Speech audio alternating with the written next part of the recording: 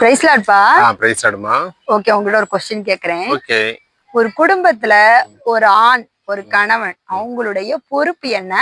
அவங்களுடைய ரெஸ்பான்சிபிலிட்டி என்ன அப்படின்னு சொல்லுங்க. பொறுப்பு அப்படின்னா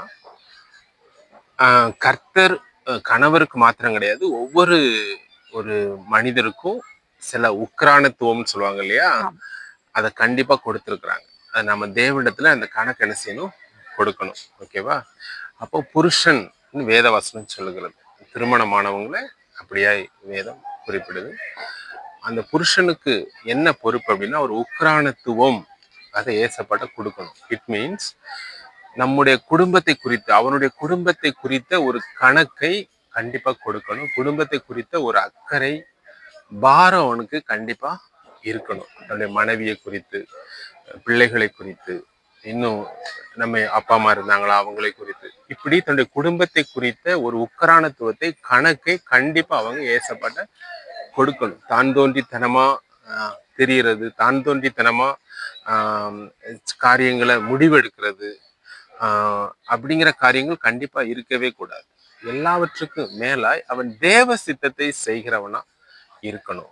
சரியா? எப்படி நம்ம குடும்பத்திற்கு தலைவர் ஏசப்பா தான். ஆனா பிசிக்கலா அவன் ஒரு புருஷனானவே தன்னுடைய குடும்பத்திற்கு தலைவரா இருக்கிற பட்சத்துல அவன் கர்த்தருடைய சித்தத்தை அந்த குடும்பத்துல என்ன செய்யணும், கண்டிப்பா செய்யணும். ஸோ அவன் ஜெபிக்கிறவனா கண்டிப்பா இருக்கணும். பைபிள் வாசிக்கிறவனா, உபவாசித்து ஜெபிக்கிறவனா கண்டிப்பா இருக்கணும். ஒவ்வொரு காரியத்திலையும் தேவனுடைய சித்தம் இன்னது என்பதை அவன் புரிந்து கொள்ளக்கூடிய மனிதனா அவன் கண்டிப்பா இருக்கணும். சரியா? இன்னும் நிறைய காரியங்கள் சொல்லலாம். அவன் விசாரிக்கிறவனா இருக்கணும். தன்னுடைய மனைவியை விசாரிக்கிறவனா, பிள்ளைகளை விசாரிக்கிறவனா, அவங்க எப்படி இருக்கிறாங்க அப்படின்னு விசாரிக்கிறவனா இருக்கணும். குடும்ப காரியங்களை குறித்து அக்கறை உள்ளவனாய் விசாரிக்கிறவனா இருக்கணும். சரியா?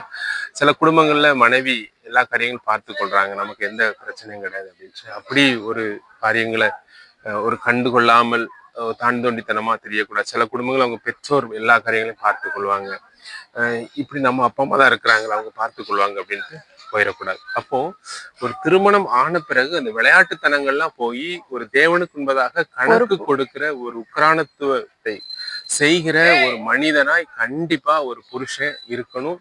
எல்லாவற்றுக்கும் மேல அவன் கர்த்தரை நேசிப்பவனா, தன்னுடைய குடும்பத்தை நேசிப்பவனா இருக்கணும்.